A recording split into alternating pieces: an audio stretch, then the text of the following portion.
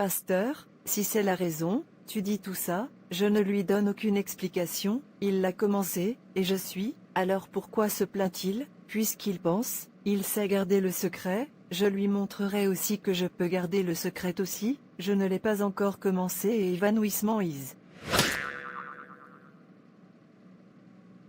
Cher, je ne comprends pas, qu'est-il arrivé à l'argent que nous économisons tous les deux ensemble, rappelez-vous, nous convenons de l'utiliser pour démarrer notre propre entreprise. Voir femme, vas-tu arrêter de me déranger, il semble que tu n'aies plus peur, et respecte-moi dans cette maison, comment oses-tu me demander, ce que je fais avec mon argent, ne me fais pas quitter cette maison pour toi, je ne t'ai comme lancinante femme, et votre lancinante devient de trop pour moi dans cette maison, l'homme ne peut se reposer dans sa maison. Nawa. Cher, essaie de me comprendre, nous avons économisé cet argent ensemble, souviens-toi que je suis ta femme, devrais-tu me cacher des choses, dis-moi ton plan, que fais-tu avec l'argent, pour que je te soutienne, à la fois dans la prière, et encouragement. Non-sens.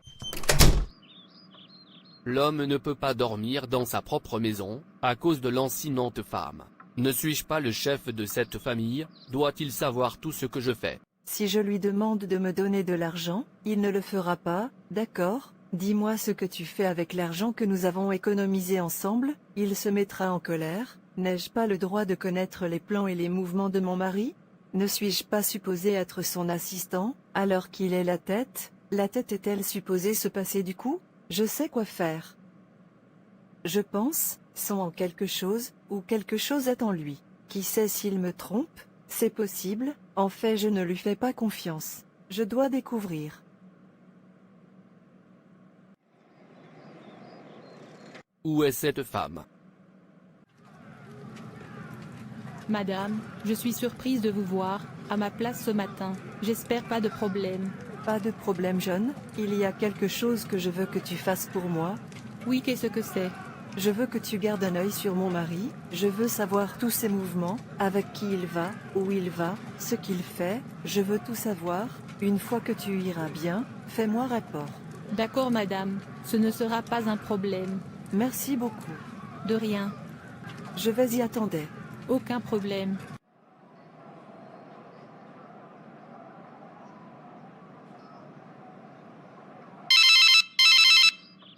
Bonjour.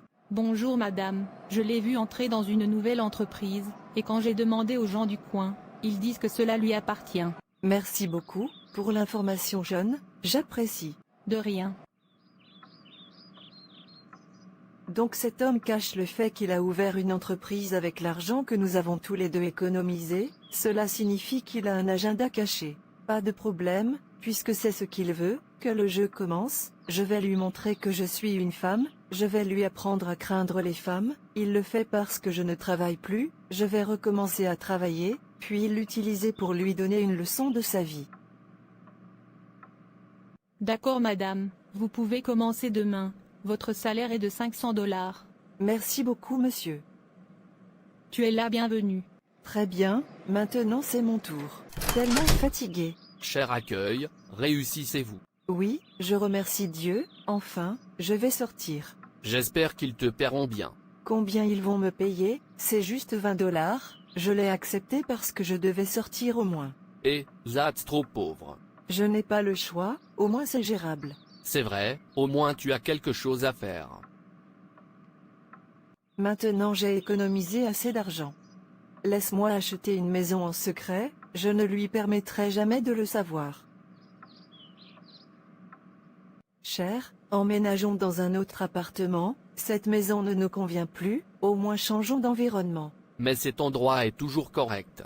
J'ai besoin d'un nouvel environnement, il y a une maison que j'ai vue, la maison est très belle, et je l'aime bien, emménageons-y. D'accord, mais qu'en est-il du prix? Le prix est correct, n'est que de 500 $ par an.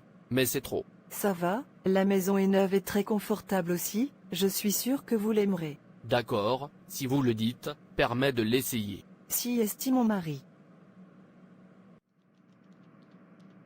Mon cher, maintenant que nous avons emménagé, c'est vous qui prendrez soin de vous nourrir et d'autres petites dépenses pendant que je fais face au loyer de la maison. Ok, pas de problème. D'accord alors, je veux dormir, je serai dans la chambre. Bien dormir. Je ne te blâme pas, tu feras non seulement toutes les dépenses, mais tu le feras double, tu penses que tu es sage. Baristé, vous êtes ici, je l'espère aucun problème. Aucun problème, je suis venu vous informer que le propriétaire augmente le loyer de la maison à 1000 $ par an. Mais pourquoi le propriétaire augmente le loyer tous les 2 ans? Quel genre de chose est-ce? Je n'ai plus d'économie à cause de cela. Au revoir monsieur, je vais y aller. Aucun problème, je suis venu vous informer que le propriétaire augmente le loyer de la maison à 1000 $ par an. Chérie, qu'est-ce que c'est? Je t'ai entendu crier. Pouvez-vous imaginer, le propriétaire augmente à nouveau le loyer de la maison, quel genre de chose est-ce? Mais quel genre de propriétaire est? Pourquoi l'augmentation tous les 2 ans? Peut-être par ces nouvelles maisons, juste l'aide sans dur pour l'instant. Quelle nouvelle maison absurde, est-ce la seule nouvelle maison dans cette rue? Pourquoi est-ce différent? Si seulement j'avais assez d'argent, j'aurais fait mes bagages d'ici. Permets de prendre tout facile, je serai à l'intérieur, j'ai quelque chose à faire. Ok, pas de problème. Le problème c'est que je n'ai même pas assez d'argent pour payer cette fois-ci, je devrais peut-être aller chercher le propriétaire, pour que je le supplie, de réduire le loyer, ou de me donner un peu de temps. Monsieur Peter, où vous précipitez-vous? J'espère qu'il n'y a pas de problème. Aucun pasteur, je veux voir le propriétaire de cette maison que nous vivons, l'homme ne cesse d'augmenter le loyer de la maison, tout le temps, je suis fatigué. Vous voulez dire, vous payez dans la maison, votre femme a acheté? J'ai cru entendre que la maison appartenait à votre femme. Mon cœur, mon cœur. Tu es de retour, Dieu merci. J'ai besoin de divorcer, j'ai besoin de divorcer. Que se passe-t-il? Pasteur, j'ai souffert, je ne peux pas croire que ma femme me fasse ça. Que se passe-t-il vraiment? Vous ne pouvez pas croire, je n'économise plus à cause du loyer de la maison, je ne dors plus bien à cause du loyer de la maison, j'ai souffert pendant tout ce temps sans savoir que ma femme est la propriétaire de la maison. Pasteur, quel genre de femme est ça? J'ai tellement honte de moi. Frère Pierre, 2 torts ne peuvent pas faire un bien. Votre femme est votre corps, pouvez-vous divorcer de votre corps? Dans Ésaïe 5 verset 25, la Bible a demandé au mari d'aimer sa femme comme le Christ aime son Église et s'est donné pour cela, ce qui signifie vous devrez l'aimer avec tout ce que vous avez, y compris votre vie, vous ne devriez pas laisser quoi que ce soit de mettre à sounder, argent, enfants, amis, voisins, mère, père, sœur, parce que les deux sont devenus une seule chair. Ephésiens 5 verset 31, ayant pas secret, pas de rancune, pas d'amertume, se pardonner, s'aimer et prendre soin l'un de l'autre. En tant que mari, vous devez vous assurer que votre femme est heureuse, c'est le seul moment où vous réussirez en tant que chef de famille, vous ne pouvez pas réussir si ta femme n'est pas contente de toi.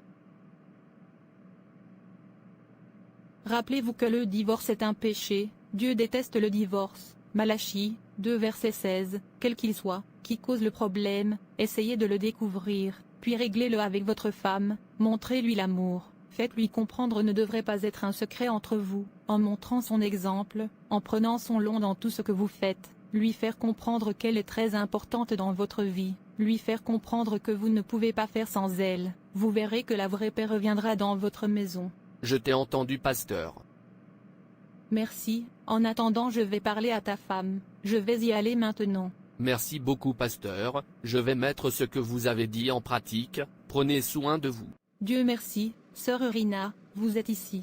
Pasteur, qu'est-ce qui s'est passé? J'ai entendu dire que mon mari est dans cet hôpital. Oui, mais il va bien maintenant. Dieu merci. Sœur Eurina, aimes-tu ton mari? Es-tu heureux qu'il soit vivant? Bien sûr, pasteur, j'aime mon mari. Alors pourquoi voulez-vous de le tuer? Comment pouvez-vous dire que vous l'aimez, mais en essayant de le tuer? Pourquoi êtes-vous wicked votre mari? Pourquoi gardez le secret vous de votre mari? Pasteur, je n'ai pas compris où tu veux en venir. Pourquoi n'as-tu pas dit à ton mari que la maison dans laquelle tu vis t'appartient? Il s'est évanoui immédiatement, il a découvert la vérité. Ô pasteur, si c'est la raison, tu dis tout ça, je ne lui ai aucune explication, il l'a commencé, et je suis, alors pourquoi se plaint-il? Puisqu'il pense, il sait garder le secret, je vais lui montrer aussi que je peux garder le secret aussi, je ne l'ai pas encore commencé et évanouissement is. Avez-vous oublié ce que la Bible dit dans Ésaïe 5 verset 22, Épouses, attachez-vous à vos propres maris, comme au Seigneur, car le mari est le chef de la femme, de même que Christ est le chef de l'Église, et il est le sauveur du corps. Par conséquent, comme l'Église est soumise à Christ, que les femmes soient ainsi envers leur propre mari, en tout. Pasteur, comment une femme peut-elle être soumise à un homme qui ne la valorise pas, ne s'occupe pas d'elle et ne la chérit pas? C'est très difficile. Certains maris ne le savent pas, leurs femmes sont leur corps, donc ils traitent les femmes de toute façon. Certains ne considèrent même pas la femme en tant qu'humain. Certains battent leurs femmes, certains se battent même contre leurs femmes progressent. Certains laissent toute la responsabilité à la femme, certains traitent la femme comme une poubelle, rendant la vie de la femme misérable, n'obéissant pas à la voix de Dieu, qui leur propose d'aimer et de chérir leur femme. Vous voyez, pasteur, les hommes ne font pas leur propre part, donc nous, les femmes, aurons du mal à faire la nôtre aussi. Rappelez-vous, deux torts ne peuvent pas faire un droit, vous ne commencerez pas à désobéir à Dieu, simplement parce que votre mari le fait. Ne rappelez-vous aucune excuse pour le péché. Dieu jugera chacun selon son ou son travail, la race céleste et personnelle. Sur le jour du jugement, chacun se tiendra à rendre compte des siens. Dieu ne vous demandera pas ce qui vous pousse à pécher,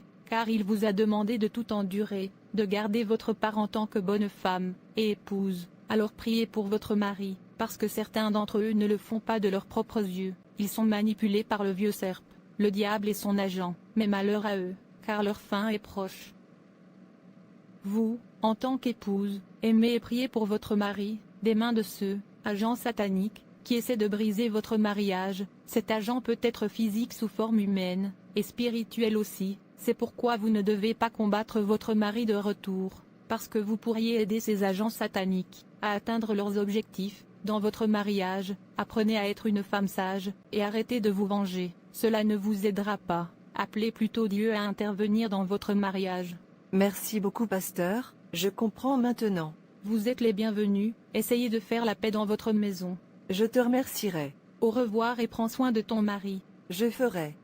Pourquoi? Je suis désolé, mon cher, je laisse la colère prendre la meilleure part en moi, je promets que cela ne se reproduira plus. Suis désolé aussi, je l'ai commencé d'abord, je vous aurais dû prendre le long, en tout fait, qui est de savoir comment est supposé être. Vous êtes ma chère, et rien à mettre à Sounedeur, s'il vous plaît pardonnez et oubliez.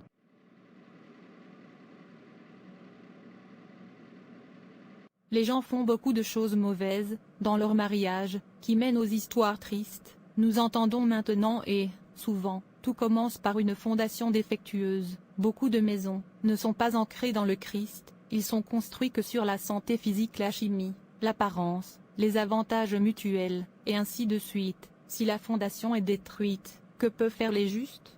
Quand Dieu n'est pas le guide d'un mariage, un tel mariage peut profiter de paillettes, de bonheur et de stabilité, mais plutôt que plus tard, il frappera les rochers. Alors quelle erreur faites-vous dans votre mariage?